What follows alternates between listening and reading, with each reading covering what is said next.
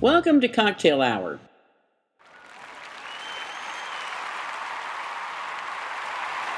I'm Andy. And I'm the rep. Welcome to Cocktail Hour episode 29. 29. Yay! You know, it is Veterans Day weekend here in the U.S., and I just love 3-day weekends. But, you know, usually it's like Saturday, Sunday, Monday, but this year it's Friday, Saturday, Sunday, which is cool.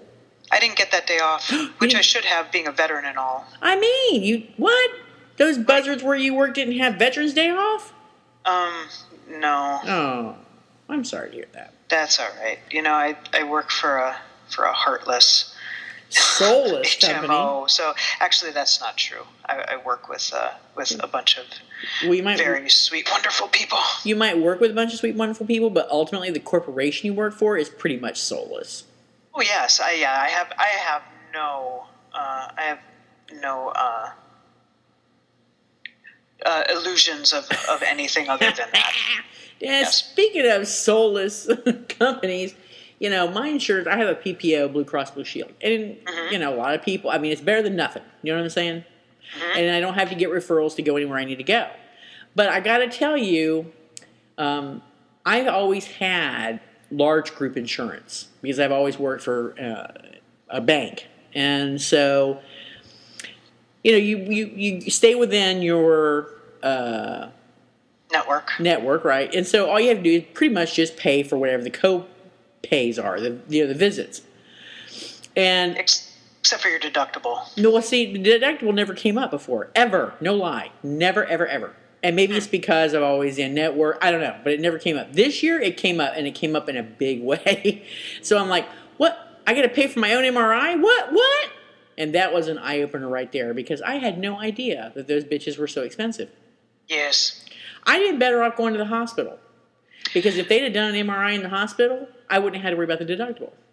Well, no, you still would have, yes. Not in the emergency room, I wouldn't have. Yeah, you still do. No. No. I don't have your insurance company. No, you don't. I said I don't have your insurance company. Yeah, but it's pretty standard. I'm fairly certain that if you get an MRI in the emergency room, you still have to pay for it. I have a CAT scan in the emergency room, and I didn't have to pay shit. Okay, well maybe you still have to pay, which is why your insurance company will always tell you go to urgent care instead of the emergency room because the emergency room is so much more expensive. The urgent care sent me to the emergency room on that one, and trust me, they did all kinds of fucking tests, and I didn't have to pay nothing but just the $150 for showing up at the emergency room. That's all I had to pay. Then I would look closely at your EOB and find out why, because you still have to pay for emergency room care. It's not free. $150, baby. That's all I had to pay. That's it. No. I'm not going to bring it up. Are you kidding me? Listeners, hold on. Listeners, don't go to the emergency room just because you think your insurance isn't going to pay for it, because you're going to be calling Andy being mighty, mighty pissed off when you get your bill. I deal with this stuff all the time, every day, so don't listen. All right. Well, let's get on to something more exciting because, quite frankly, you know, it's alcohol that made me the woman I am today. It's true. I still haven't tried my drink yet. Andy was trying to get me to try it earlier, and I decided I wanted to share my initial response with our wonderful listeners. All right, well, let's tell listeners what we're drinking. There are, I think, eight or 10 of you that actually looked on our Cocktail Hour forum to see what the drink was, and I thank whoever you all are because I got nothing but just number counts, so I don't know who went in there and looked, but bless you, whoever you are. So this week's drink is kind of an homage, like a Bass Acrid homage to the Hunger Games. And you'll find out why in a little bit. I don't want to give it away. So we picked a drink called the Flaming Bloody Rectum. Ew. I don't know how many of you out there have had Flaming Bloody Rectums, but I'll bet you they weren't as nice as this one. I've had a Flaming Bloody Rectum, and it was nothing like this, well, except for those droplets on the top. Oh, well, let's tell everybody how it's made, and then we'll talk about the droplets. Okay, First of all, if you're not totally disgusted or in a swoon, get ready to faint or gag. If you would like to make this drink, it's an ounce of coffee liqueur, a half ounce of vodka, a splash of Rose's grenadine syrup, and a dash of Tabasco sauce or Habanero pepper sauce.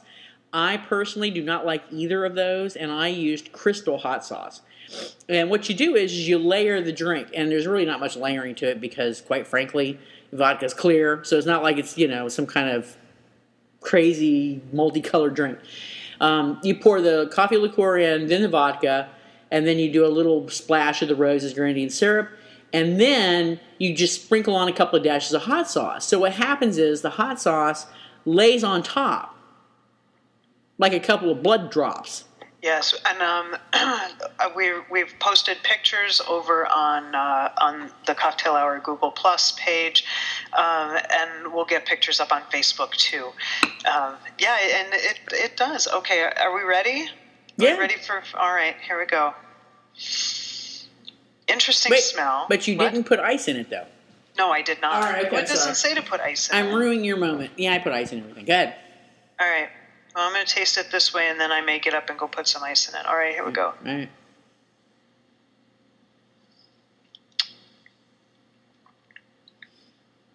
Oh, it's pretty good. That's what I said when I drank it, but it's very good cold. So we can pause the show, and you can go put some ice in your drink. Oh, that's pretty good. It kind of burns a little bit on the way down. Yeah, isn't it great? Come on, ice cream.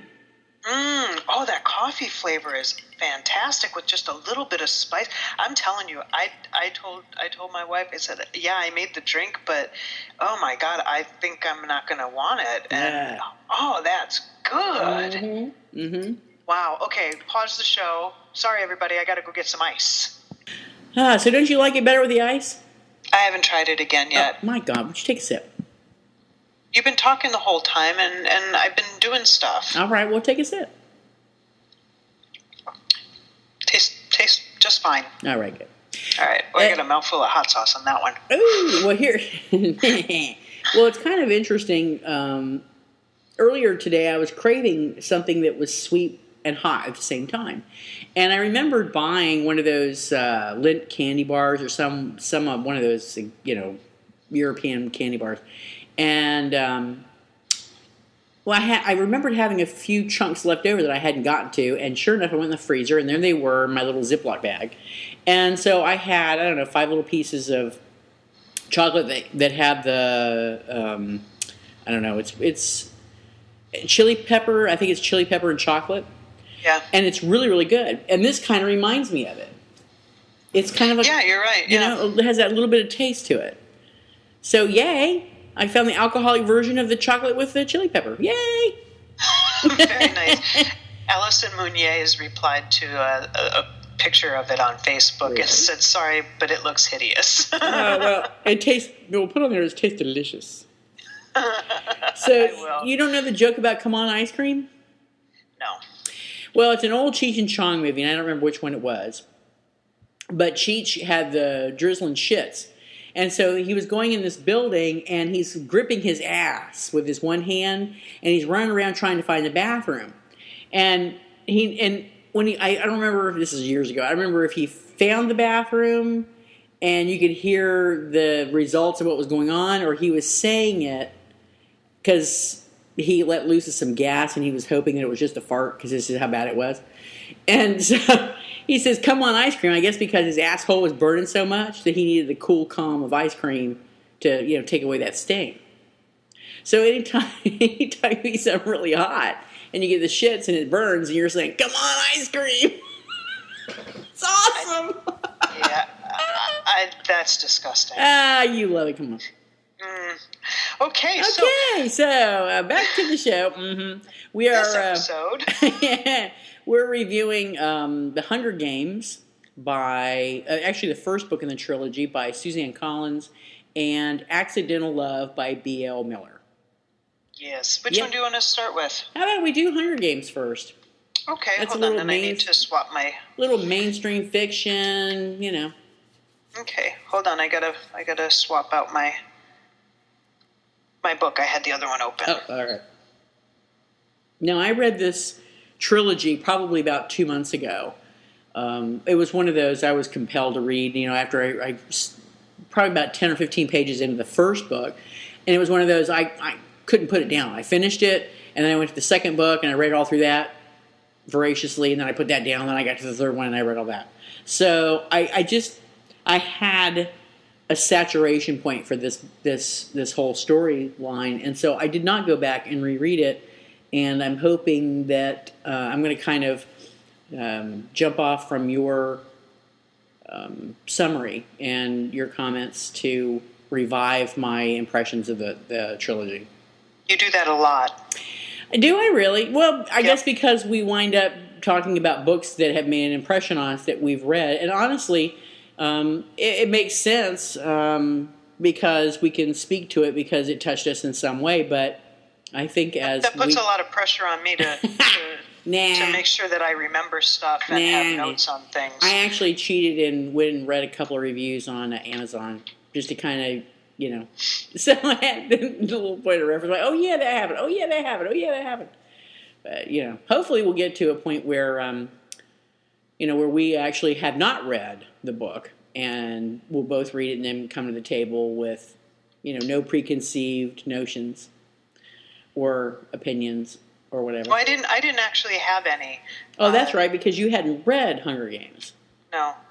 Okay, well, so Hunger Games, I don't have a blurb in front of me, so I'll just go on ahead and do one of my old-fashioned wing-it ones.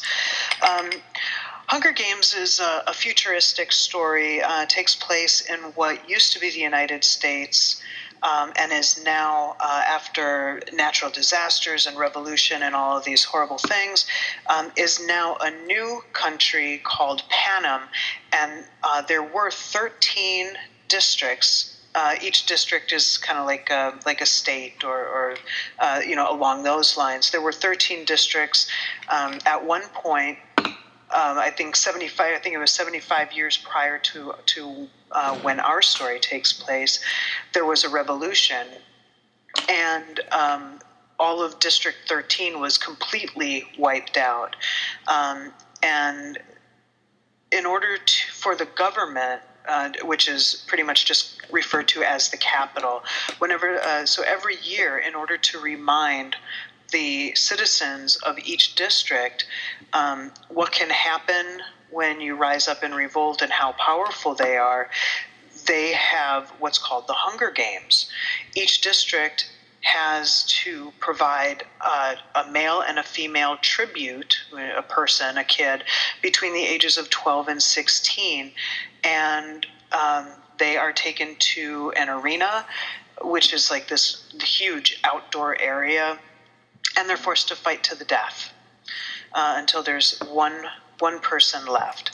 And this is the story of Katniss, who her sister was actually selected, and she volunteers to take her place. And are you all right? Yep. Okay.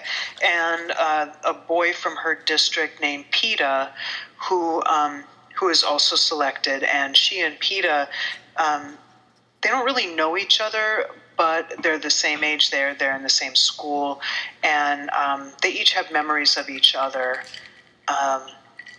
growing up. Mm-hmm. So why don't we just go from there? Okay. I gotta say two things right off the top. One is Katniss in my head always came out as cathead or catnip. Yeah. And Peeta is our code word at work for pain in the ass. So it was a little distracting between Peeta and Katniss, I gotta say. All right. Yeah. Well, and actually, catnip was Katniss's best friend Gale, a young man who was 18, and it would have been his last shot at being picked for the Hunger Games. Not that it was an honor, that was one of his. That was his pet name for Katniss. Yeah, was Catnip. What were the ages? The age requirement, was it 13 to 18? 12 to 18. 12 to 18. Yeah, because remember, one of the girls who Katniss develops an alliance with is 12 years old. Oh, I just couldn't remember her age. That's the one with the tree? Yes. Yeah, yeah. I liked the premise of the story. It reminded me of The Running Man. a little bit? Yes, it does. Mm-hmm. Yeah, and I haven't read too many of these kind of futuristic stories, so I have no, not a whole lot to compare it to. I noticed on Amazon somebody was comparing it it was a collage of 4 or 5 different futuristic stories. So I'm glad that I didn't have that much of that I hadn't read that much of these types of genres, so that I didn't feel completely like it was a ripoff. Mm-hmm. That I really enjoyed it for what it was. And I have to say that the first book, because it was the unique, brand new, just served up premise, it was probably one of the reasons why I liked the first one the best of the 3. I've just started the second one, but I've heard that from a few different people. And to speak to the comment that you made about not having read a lot, and you were happy because it didn't taint anything. Yeah. I've spoken to a few people and read a lot of stuff on Goodreads from my family members and friends who have read these books, and they've all given it 4 and 5 stars solidly. And these are fans of these types of tales. So I don't know that if you had read more that it would have tainted your experience. Oh, that's good. That's good. I think that the biggest thing for me on this was trying to remember that these are kids. Yeah, because they were brutal, especially Absolutely. The kids. What was it, in the 2nd or 3rd district, whichever district it was, where they kind of hone in and train kids. Yeah, they called them the careers. Yeah, the careers. Career tributes. Mm-hmm.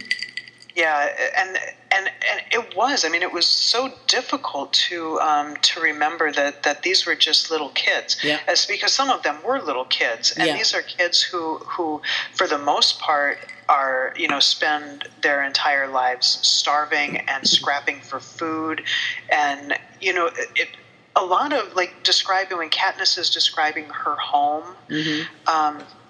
It just I kept getting the image of almost pioneer. Really? And it would throw me when they would mention things like a telephone or electricity or television, because they're out in the woods hunting and gathering. Well, but they're not supposed to. You're talking about Katniss. She would. Right. She violates the law and climbs the fence and goes out and hunts so that her family has something to eat. Right, but regardless of if she's supposed to or not, if she didn't, they would starve. Correct.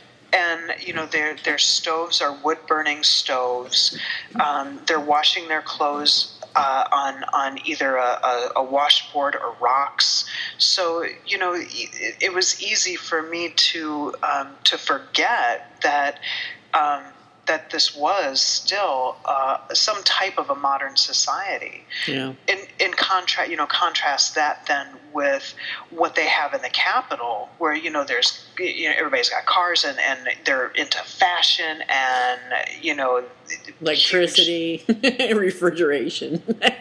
Like what? Electricity and refrigeration. Right, and they've got there's this one section where they've got cats. So Katniss and Peeta are selected to be the tributes for District 12, and they are whisked off immediately. They're given an hour or two to say goodbye to their friends and family, and then they're whisked off right away to the capital, where Katniss encounters the shower with hundreds of different settings that she has a hard time figuring out, and she says, "I just want to read this one part of." It says, when you step out on a mat, heaters come on that blow dry your body. Instead of struggling with the knots in my wet hair, I merely place my hand on a box that sends a current through my scalp, untangling, parting, and drying my hair almost instantly. That is cool. Yeah, I like that now. No doubt. Exactly. So, I don't know. Is there anything else that you want to talk about this? Yeah, specifically? I actually wish that there would have been a lot more of the specific survival portion of the story. When the kids are out And Really? that setting, yeah, I don't. There wasn't enough of it for me, quite frankly. I think there needed to be more of it. I thought it made it more realistic, dealing with the weather and the waiting and the stress of waiting. Yeah, and, I mean, there were still some really bloody, vicious scenes in there. Yeah, there were. And this book is coming to film. I heard that. Yep. I didn't know that. Yep. I'm not big on the visual media. Well, they usually always fall short. If you take a good book and you make a movie out of it, and all of a sudden the movie's just mediocre or poorly done, it's just sad. Yeah, absolutely. So, yeah, I enjoyed the whole survival thing. I thought that PETA was a big pain in the ass. Kind of goes along with the name. Even if it's not spelled the same as the acronym. But, I get why the author did what she did and why they changed the rules to the Hunger Games because of public opinion. But quite frankly, PETA was he was a handicap. You know what I'm saying? Yeah, and he was, and I don't think we should give that much away. Yeah. But he was, but he how can I say this without? He saved her ass several times. Yes, no doubt. And a lot of the story is about Katniss. And it's told in first person. It's told in first person. So a lot of a good deal of the story is Katniss battling within herself on trying to survive, trying to come to grips with the fact that she has to kill other people, other kids,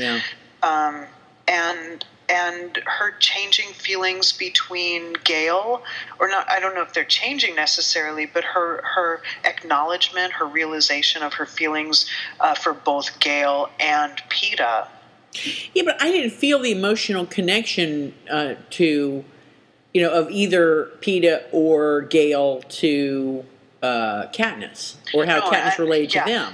And I don't think we were supposed to, because she was so ambivalent.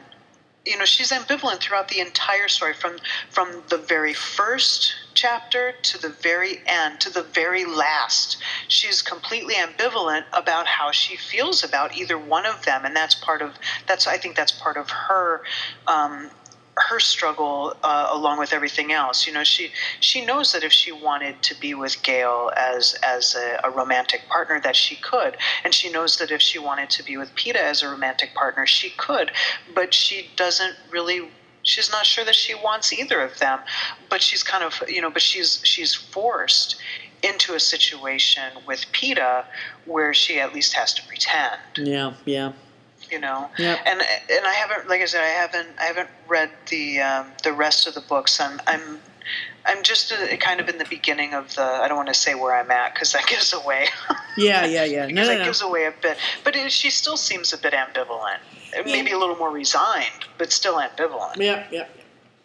I'll be interested to see what you think about the second and third books. Yeah. I think that I think I may enjoy. I'm enjoying the second one very much. Well, I liked all three, but like I said, I like the first one the best. Yeah, but I was hesitant because it's a little bit different than what I normally read. But yeah, and I think when you said that you wish there was more of the battle scene, do you wish that because the battle scenes were so great, or because the lead up to it was a bit more dry and a little drug out? Yeah, the latter rather than the former. Yeah, and I was when I first picked it up, I was really into it because it was very interesting, and learning about their society and her family structure and things like that. Because she's got a bunch of different, she's got some mommy and daddy issues going on too. Yep, that's right. So that was pretty interesting. And then when they get to the Capitol, all of the meeting with her stylist and all of that. Oh, which we didn't tell them. Now we can talk about the tie-in to the drink. Yes, actually, it's funny that I thought the same thing the same time you did. Great mind, sister. Absolutely. Go ahead. Oh, okay. Well, okay. When every one of the participants in the Hunger Games was assigned a stylist, and the stylist was there to try and help promote interest and alliances between the districts and the tributes. So it was really important to try and garner the attention for your particular tribute, because you could get gifts, if you will, along the way during the battles when the Hunger Games started. Things like if you got hurt, you get an antibiotic, or if you ran out of bullets, hypothetically, you might be able to get bullets. So it was really important that that they try to put their tributes in the light that gets them the most attention. Mm-hmm. So the stylist that got a hold of Katniss was intrigued by her, by her wildness and did she have red hair? No. What the hell was it? I think it was just her personality, and like you said, he wanted something that would grab the crowd immediately, right, because. Right. District 12, the district that Katniss and Peeta are from, they rarely ever perform well or win, or they're always kind of just chalked up to be crap. They're poor, and they're probably right. Their ribs are showing through, because if they get 2 or 3 meals a week, they're probably lucky. Yeah, exactly. So they don't do well in the Hunger Games, and so the stylist that Katniss had. Decided that because of her personality, that she's like a phoenix. She's full of fire, and so that's how he showcased her. So that when she went out with her new costume on to circle around and show the audience, she was a light and flame.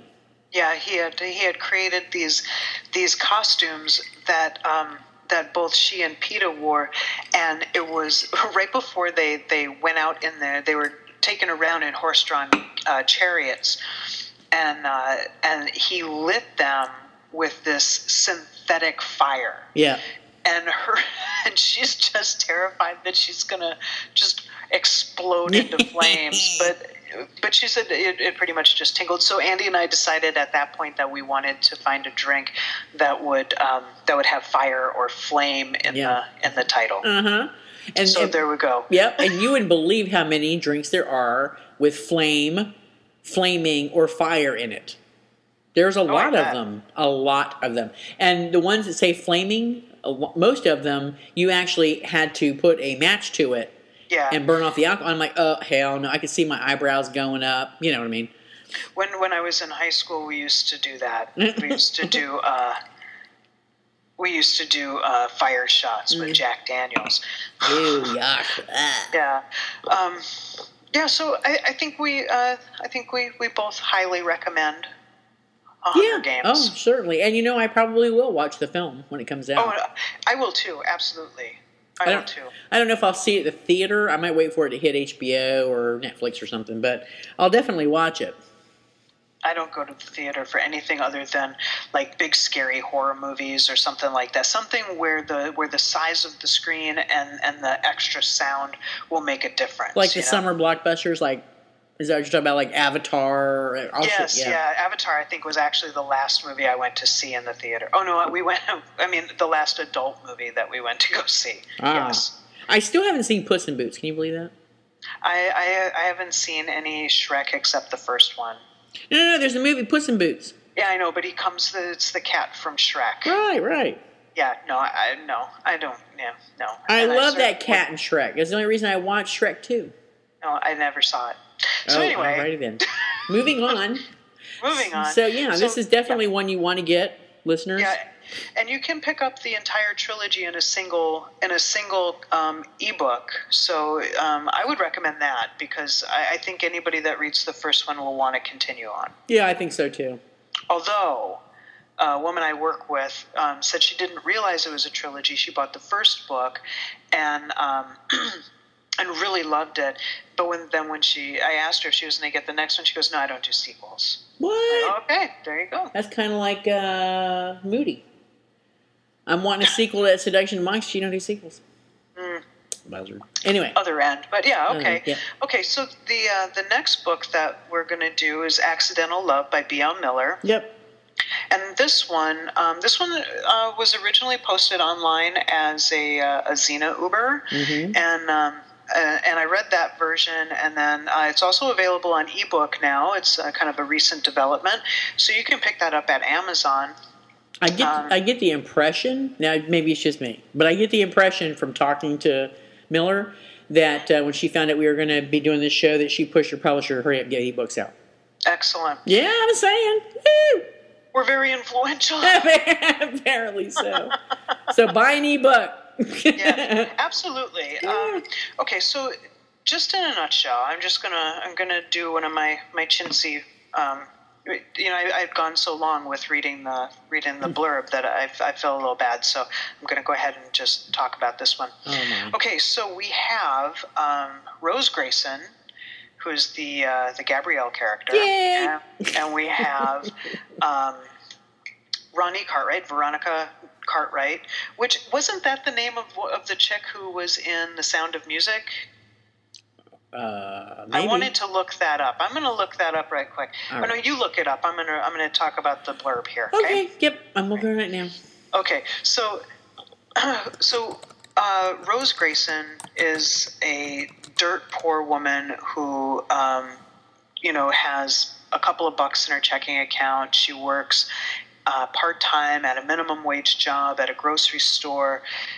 Veronica Cartwright, Ronnie, is the president of a multi-million-dollar company who obviously is loaded, and they come together quite literally and painfully when Ronnie runs over Rose as she's running from some guys who are trying to rape her.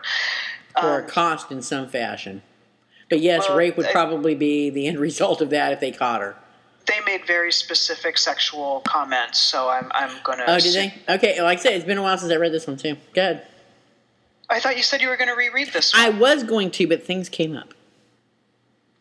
So anyway, Rose gets hit by Ronnie's car, and Ronnie's coming from a business dinner where she had quite a few glasses of wine, and while she probably doesn't think that she was drunk, she is fairly certain that if she had to take a breathalyzer, she would fail. So she gathers Rose up, puts her in her car, and takes her to the hospital, which is just a few blocks away. When she gets her all checked into the hospital, she parks her car kind of far away so that nobody would see her dented up front end. With the blood on it. And then so she gets her into the hospital, and she takes her goes up to the front desk, and they're talking with you. Well, can you tell me anything about her? Well, Ronnie had gotten Rose's wallet, had found it, and so she knew her name and her address, but that was really it. So she gives her the information, and then she overhears the nurses saying, well, she doesn't have anything, we're going to transfer her out. Ronnie, feeling guilty, wants to help out and says, no. Oh, she says, why are you going to do that? Well, she doesn't have any insurance. Well, yes, she does. She's my employee. I'm her boss, and she's a new hire. She's got insurance. Here's our company information. So she gets to stay, and then Ronnie continues to go back and see her every day as she's as she's in the hospital, and they get to know each other, and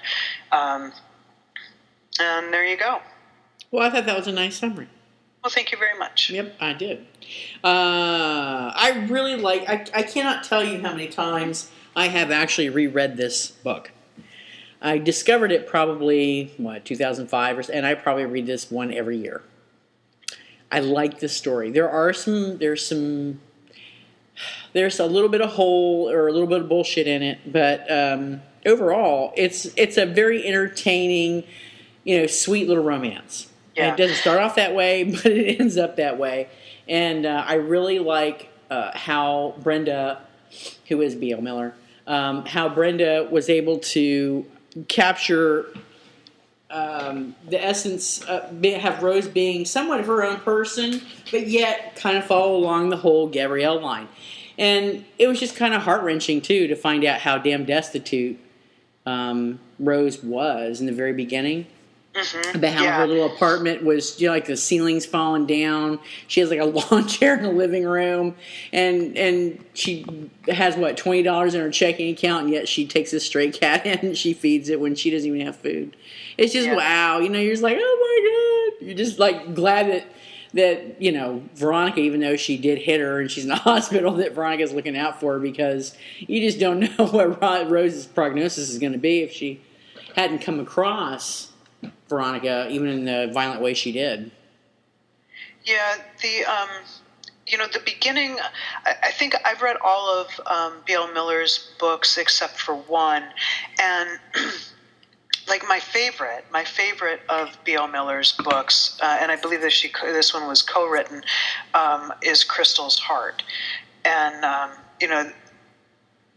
that book and this one, I felt had kind of the same, I had kind of the same response to the beginning. Like, the beginning to me is one big bullshit call. As far as how, how in the other book, how Crystal and I forget the name of the other woman, how they met and came to be. It was just too much of a coincidence. Accidental love. My bullshit calls are almost, I think they're all in the beginning of the book, and they're all minor. As far as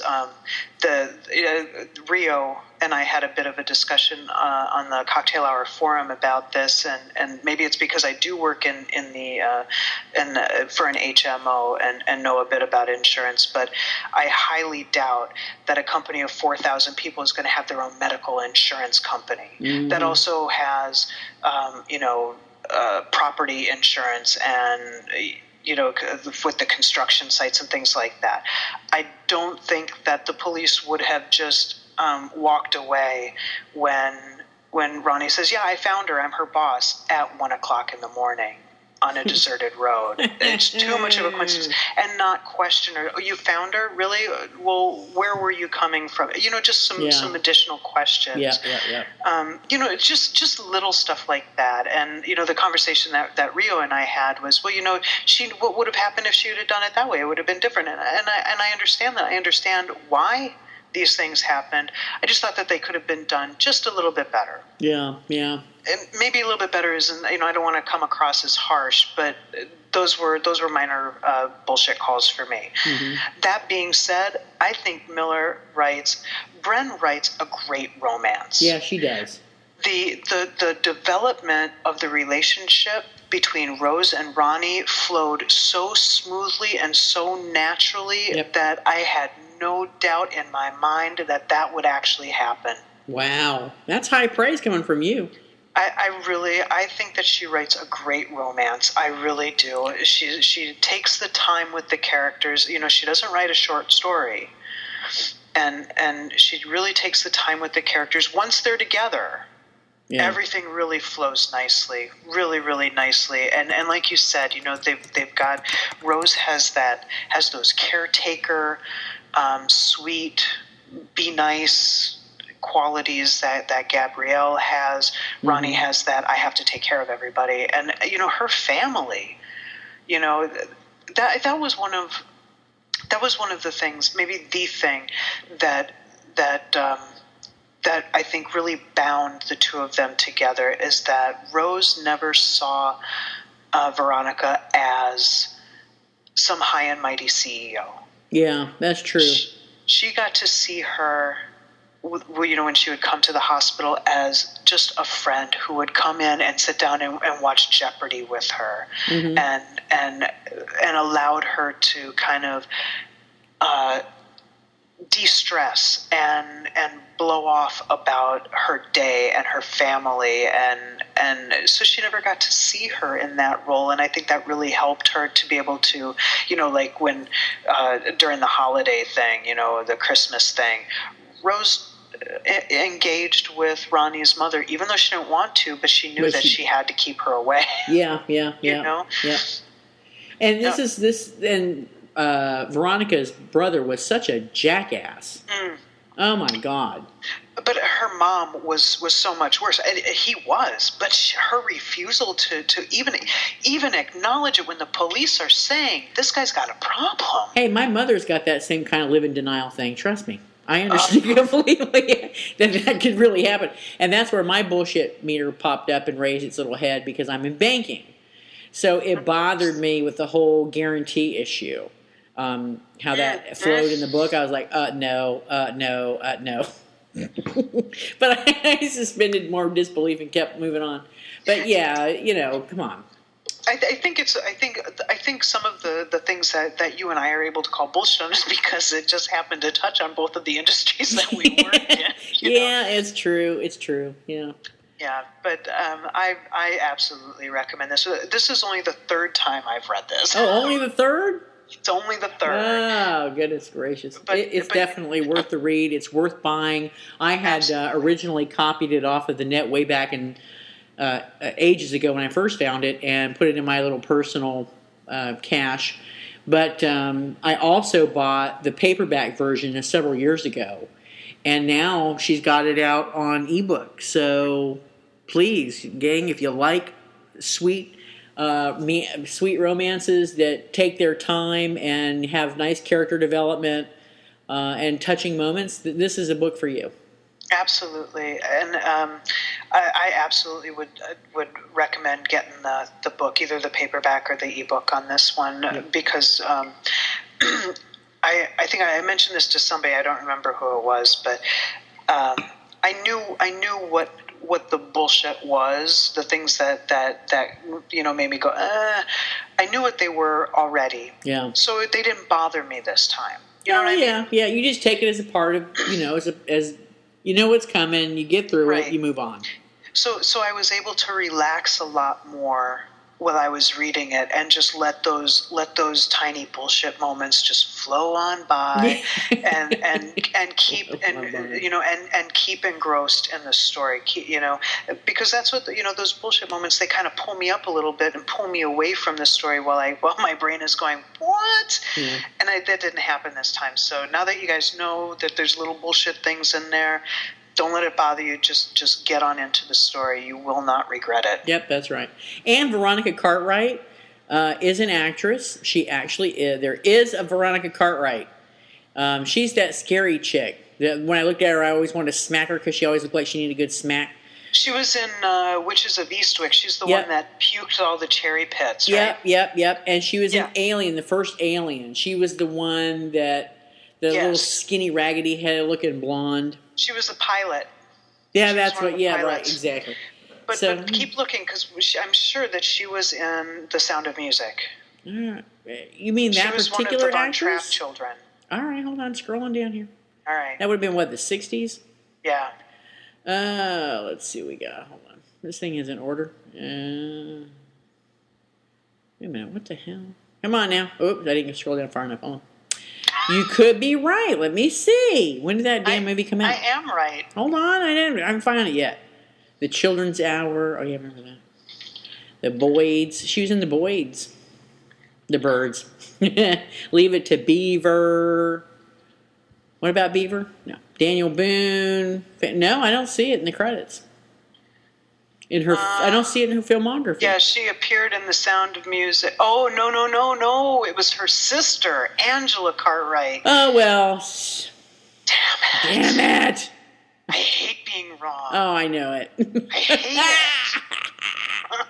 She was in that odd little movie Going South. Remember that one? No. With Jack Nicholson? That was an odd little film. We didn't do announcements, and I actually do have some. We have announcements? I did not know we had announcements. I know. I didn't tell you that we had announcements. Okay, then. We're doing this show ass backwards, but we're getting there. Okay? It's good to shake things up. That's right, shake it up. What are announcements? Okay, well, first of all, we got our entries in from the Cocktail Hour Bearded Clam Challenge. The judges are almost done. Oh, yay. And so we will be announcing the winner on the next show. Oh, cosmic. Okay. Yes. Okay, so we'll be announcing that then. I wanted to let everybody know that Georgia Beers has a short story for sale on her website. It's $1. Oh, it's $1. 99 cents. 99 cents. 99 cents, and I'm fairly certain that anything Georgia Beers puts out is worth at least $1. You know, I don't think I've read any Georgia Beers. I know, she was in Provincetown. She was. I love Georgia Beers'. I've read every one of her books. I'm eagerly. She has a new one out. It takes place. I believe it takes place on 9/11, and but the people are in an airport far away. But it came out last month. I believe it came out in October, and the ebook was supposed to have been out on October 31st, but it's been delayed. I didn't check today. I checked last week or earlier this past week, and it still was not out. There's no date on it about when it's going to come out. But to tide me over, I'm going to go buy this short story. I haven't gotten it yet. It is available in EPUB, and I believe it's available in PDF. It didn't give any specifics on the website, so I actually reached out to her. And you pay via PayPal. The other thing I wanted to let everybody know is that Kim Protekel has a couple of news stories out, and she posted them over at the Academy of Bards. One is called What If. I went over to her site, and you can buy them there, except the story A Family Reunion, which is a 10-pager. The link doesn't appear to be working. But What If is listed at 81 pages, and here's the blurb. What if after Gabrielle married Perdiccas, Callisto had never killed him? Yeah. But instead, Gabrielle had headed back home with her new husband. How long before regrets would begin to surface? I think I'm actually gonna read that because that sounds good, and I do like her work. So I like her work, but I don't even want to pretend like Gabrielle was ever married to Perdiccas. It's like when I watch that show and I rewatch it, I always skip over that episode because I don't want. I'm like, no, I don't like Gabrielle and Perdiccas. No. All right. Well, I think I'm going to go ahead and read that one. But you can get that right on her site too, kimprotekel.com, and then it's under the Xena/Uber page. Let's see.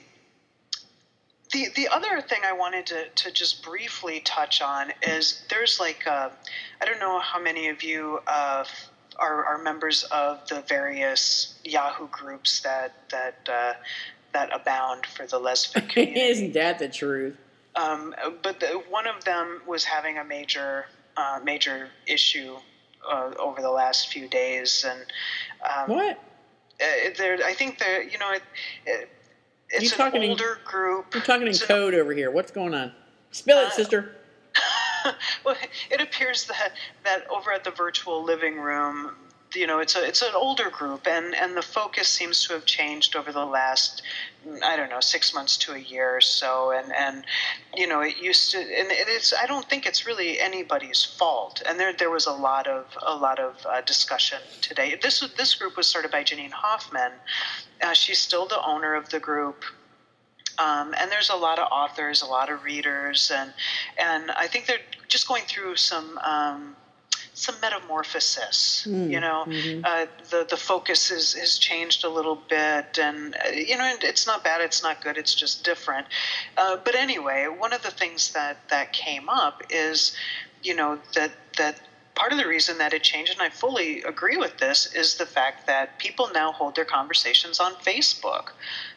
That's where everybody's gone to have their daily chit chat, right? True. So there were a few people that were saying, well, I don't do Facebook. I don't do social networks. That's not what I want to do. I want to sit down and have a conversation. So I just want to throw it out here. If you're looking for a place to have, to have a conversation that's easy to keep track of, and games and, conversation, go to the forum. Well, there you are. We've got, it's we've had some pretty good conversations. It's kind of slow right now, so hey, come on over. I'm there every day, almost all day long, during the week, and Charlie is there, Megan's there. You may show up more. Virtual living room? I'm not. Yeah. I'm not on the virtual living room. Well, you know why? It's because you're in the forum, or you should be. You mean Cocktail Hours forum? Yes. I'm so confused. What the hell? All right, you're talking about Cocktail Hours forum, not the virtual living room. Well, I'm talking about if people are looking for a non-Facebook place to come and talk about Lesfic or about your day or about, movies, books, yeah, film, I do that on Facebook. Whatever. Come on over. Yeah, I do that on Facebook.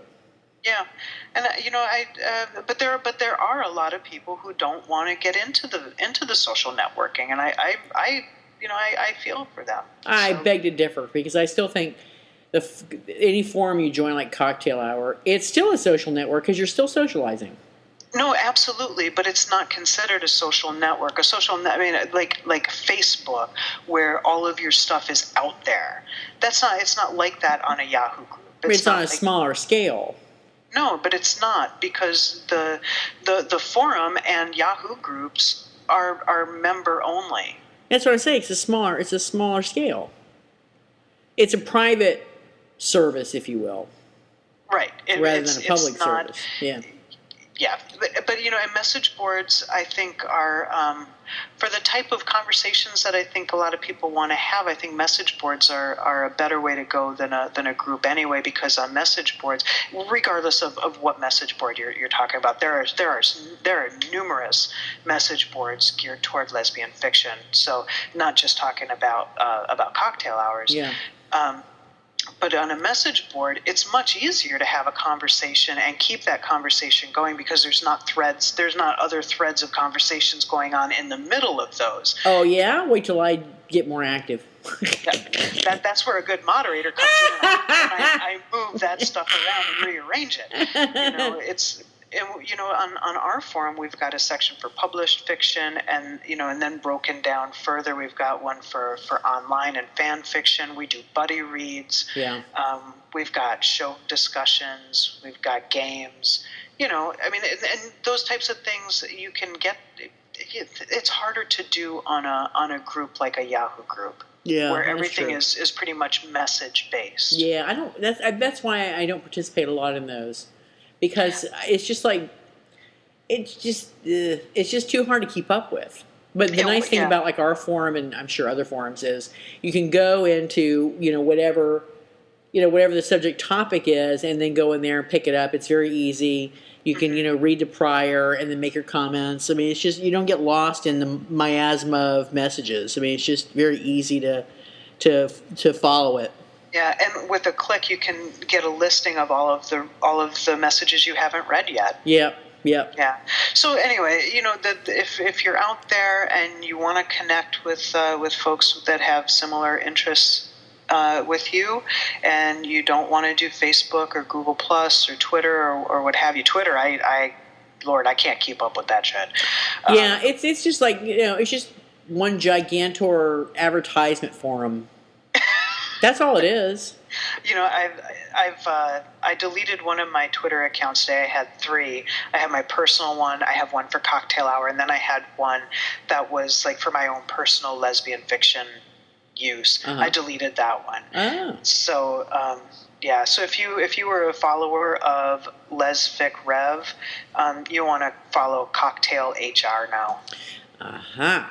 Yeah. So anyway, that's I think that's all. Oh, we may have an announcement. I don't know if we should make it or not. No, let's not. Let's not. All right. Yeah. No, let's wait. Well, there you go. Yeah. Can you imagine? I'm actually saying, let's not promo. Hello. What the hell? Yeah, you're absolutely right to not promo. And speaking of promo, oh my God, I did not tell our fabulous listeners about a couple of my little experiences when I was in P-Town. The week of the 10th of October, I got the thrill of meeting and chatting with Ollie Volley and Radcliffe. Which reminds me, I need to get my autographs that you were so wonderful and got me. I did get them, and I have not sent them. I realized that the other day too. That's okay. And I met several authors that I had not had the opportunity to meet and they were delightful. And I even met MJ Williams, who did not look anything like I expected her to look like. It's her birthday. I know, it's her birthday today, which I went on there and tell happy birthday to Badass, because she is a badass. And but it was pretty awesome. I mean, there's the cast of regular characters were there, like the same ones that go to GCLS. So I got to see Rachel Spangler and Faye Jacobs and Lee Lynch, and I quickly got Aaron Dutton's autograph just for you. Hello. I went in there like a stealth bomber under the radar. I'm like, would you sign this for my friend? Okay, thank you. I flew right out. I didn't tell her who I was. I was like, no. That's funny. Yeah, it was just too much. But yeah, so it was pretty awesome. It was pretty awesome. I got to insult a few people by accident, but it was really bad. It was bad. Andy insulted the entire band of Betty. I did. It was really quite sad. I had a couple of drinks. I had some blueberry martinis. I had 2. And if you know anything about martinis, basically it's just serving up vodka chilled in a glass with a couple of pieces of fruit. Mm-hmm. And I had 2 of them, and they were pretty strong. So I leave there. I'm all happy. It's my first day in Provincetown. And Provincetown has changed a lot since the last time I was there. And as you walk up and down Commercial Street, which is the main drag, everybody's hawking their shows. Like, come see us, buy tickets, do this, do that. Comedians, bands, I mean, you name it. I mean, even Meredith Baxter was there hawking herself. But, so everybody... Sounds right. Yeah. So, I mean, the line to see that woman, it was like a mile long. I'm like, I am not staying in this line to see some old 80s star. Are you kidding me? No. So, but anyway. So I'm walking down Commercial Street, minding my own fucking business. All of a sudden, I'm accosted by this short, blonde, elfin-looking woman who's trying to say, or who is saying, come to see Betty. We're playing on Thursday night at 8 o'clock or whatever the fuck time it was, 10, whatever it was. And so, tickets are only blah, blah, blah. And I'm like, Betty, and now mind you, I'm standing there with this woman. I'm thinking she's just a hawker. Like those people on the side of the road, you pay them, $50 and they stand there with a road sign. So I'm looking at her going, and she's like promoting Betty. And then there's this other woman standing next to her who I don't know who the hell she is. She's like stick girl. I mean, this girl has absolutely no meat on her bones whatsoever. And so the woman's like, come see the show. And I'm looking at her and I go, Betty? Oh, God. Weren't they ones that did that terrible L-word opening song? Oh, God, it was awful. And she looked at me and she's like, what? I'm like, yeah, they suck. Oh, my God. I did not know she was one of the band members. Hello. I think she's like one of the singers. Yes, she is. So I'm like, oh, my God. And so the skinny chick next to her goes, oh, well, I'm the lead singer of the band. I'm like, what? And I found out later she's actually a comedian who has her show. But based on her lack of humorous dialogue in that particular discussion, I did not go see her show. But, yeah. So I'm over there trying to backpedal because I'm thinking, fuck, that's just... I mean, I'm usually got a little bit more tact, but no. A little, yes. 2 blueberry martinis, and I'm letting it all hang out. And so this woman is looking at me like, if I had a shiv, girl, you wouldn't have any kidneys. That's what she's looking like. So I'm like, oh, fuck. I'm like, all right, well, if I said, and she was just bragging the shit out of me. And so I'm like, all right, well, what's it going to take to get you to back off, sister? And she's like, you need to buy a VIP ticket. I'm like, VIP? What is that, $5? She's like, it's $30. I'm like, $30? That's all. Okay. So I go over there and I buy a ticket. I hold on to it. I'm figuring, I'm going to just sell this ticket on my own time, or I'm just going to flush it down the toilet, or I'm going to give it to somebody. I'm not going. So sure enough, what winds up happening is the next day, I wound up meeting a new gal I'd never met before, and she was just my type, just Q's a button, and we were drinking, having a good time, and she was all excited about Betty. Oh, I have to get tickets. I got to go see Betty. I go, here, have this ticket. Because I had it in my pocket. I always had it at the ready because I knew I was going to get rid of it. So I was like, here, you can have this. She's like, oh my God, it's a VIP ticket. I'm like, oh, please, you're worth it. Here, take the ticket. I think you got the raw end of that deal. Oh, it's all right. But I made somebody happy. She was cute. So it worked out. There you go. But I insulted somebody else when I was there, but I texted you about it, but I don't remember who the hell it was. I do. Who was it? I can't say. Oh. Damn. Okay. We'll talk about it offline because I don't remember. Yeah. Yeah. So, but, it wasn't intentional. It just happened to work out that way. So, anyway, so I tried to make up for it. I tried to be nicer to my fellow man and woman. And, but I had a really good time. So it worked out. Very nice. Yep. Maybe we can get some of the short videos and pictures put together and put them up on the website. Maybe. I cringe every time I think I have to open up that program to do that. No. I can do it myself. Oh, you can? Mm-hmm. Oh, you are the bomb, sister. Yes. Except, well, I don't know. We'll see because it needs. Yeah. Anyway, we'll talk about that later. All right. So we haven't picked a book for next time. Oh we haven't. No. Ah. Okay. So now we're gonna pick a fanfic though. All right. Well, how about we stop the recording Yes, and then stop recording. Or stop recording. Hold on, listeners. We'll be right back. Okay. And we're back. Woohoo! It took a little bit of talking it through and looking through things, but I think we have picked 2 fabulous stories. Well, hopefully fabulous stories. I mean, I know one is, but I'm not sure about the other one yet. So that'd be exciting.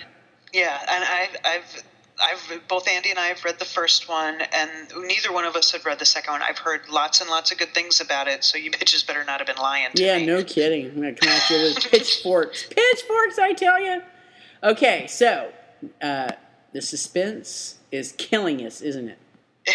I'm taking another drink. That's just how distraught I am over all the suspense. All right, so here's what we're going to do. We're going to review. Are you ready? Hold on to your undies. We're going to review. That's so tight. That's so tight. Shadows of the Soul by Melissa Good. We're actually going to do a Missy Good piece. Can you believe it, people? Oh, my hell. It's been a long time coming. I know it, right? That's the way we like it. That's the way we like it. Long as never mind. So yeah, it's the Conqueror stripe, but we love Conqueror stories, and I got to say I have read this story probably 3 times in the last 12 months, and even though there's really no sex to speak of, it's so fabulous. You just don't miss it. My God, I can't believe I said that. It is, and it's the first. So if you want to continue on, there's two more sections. It's the Xena the Merciless Tales. Yes. As a matter of fact, the sequel to Shadows of the Soul is Queen of Hearts, and the sequel to that is A Queen for All Seasons, which is unfinished. Melissa Good is continuing to write more, but it's not done. So be warned. All right. The other story that we're going to read is Jericho by Anne McMahon. Well, it used to be apparently some fan fiction, and now it is a novel that you can actually purchase. Yes, I believe it was just released. Andy nor I have read this one yet. We did check, or Andy checked, and it is still available on the Academy of Bards. Yep. So if you wanna test it out before you buy it, you can do it there, or go ahead and buy it. It's available in ebook and in print. Go head over to Goodreads or head over to Goodreads and read some of the reviews. I'm sure that there are some out there already.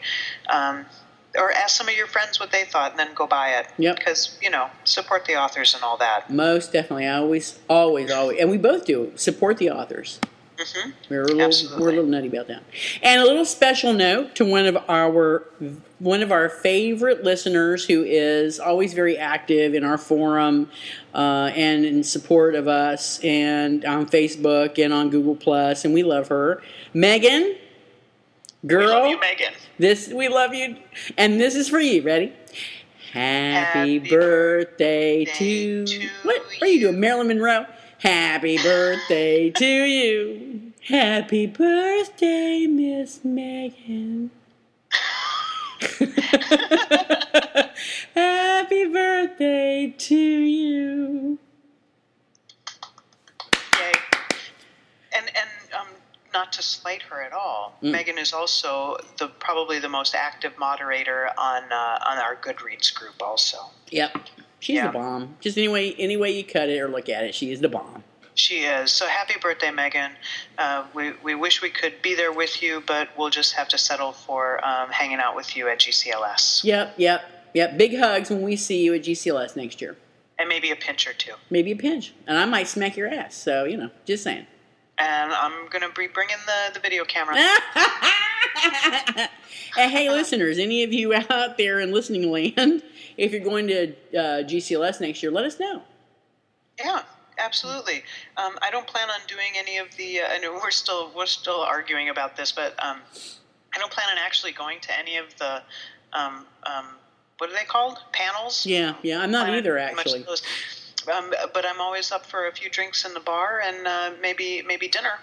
Well, I'm not doing any of the panels. I didn't do any last year, except the one I moderated. But I didn't go to anybody else's panels, and I'm not going to do it this year either. This coming year, but I do like going to the awards banquet, the awards celebration. That's pretty cool.